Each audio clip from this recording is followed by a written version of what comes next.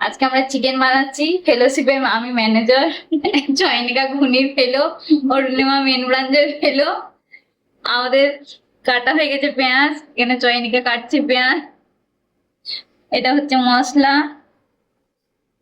টমেটোর, কাঁচা লঙ্কা, সাথে গরম মশলা। মশলাগুলো একে অপরের সঙ্গে ঝগড়া হয়েছে, যাদের আমরা মেল করাবো কড়াইয়ে নিয়ে গিয়ে।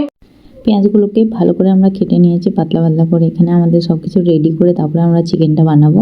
তো পেঁয়াজ লঙ্কা যেটা আমি বললাম অলরেডি সব কিছু আমরা রেডি করে নিয়েছি। কড়াই চাপিয়ে শুরু করে দিয়েছি আমরা চিকেন বানানো। আর কড়াই চাপানোর পরে আমরা শুরু করে দিয়েছি পেঁয়াজ ভাজা। এখানে আপনারা দেখতে পাবেন পেঁয়াজটাকে একদম ব্রাউন করা পর্যন্ত আপনারা ভাজবেন আর ভেজে চিকেনটাকে কষতে শুরু করবেন। তারপরে চিকেনটা আমরা কষার পরে চিকেনটা আস্তে আস্তে কষা হলে ওর মধ্যে নুন হলুদ আপনারা দিয়ে কষবেন। আর তারপরে আপনারা চাইলে মশলাও দিতে পারেন। আমি তারপরে মশলা দিয়ে দিচ্ছি, কারণ আমরা অলরেডি অনেক লেট হয়ে গেছিলো।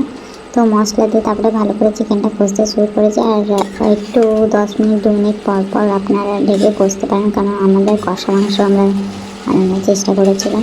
ঢেকে সেদ্ধ করতে করতে আর ভাজতে ভাজতে মাংস আমাদের রেডি হয়ে গেছে। আর আমরা সত্যি ফাইনালি খুব ভালো একটা চিকেন বানাতে পেরেছি। টেস্টি চিকেন হয়েছিল। এখানে আছে চিকেনের ফাইনাল লুক। আর আমরা কষা মাংসটা খুব ভালো করেই বানিয়েছিলাম।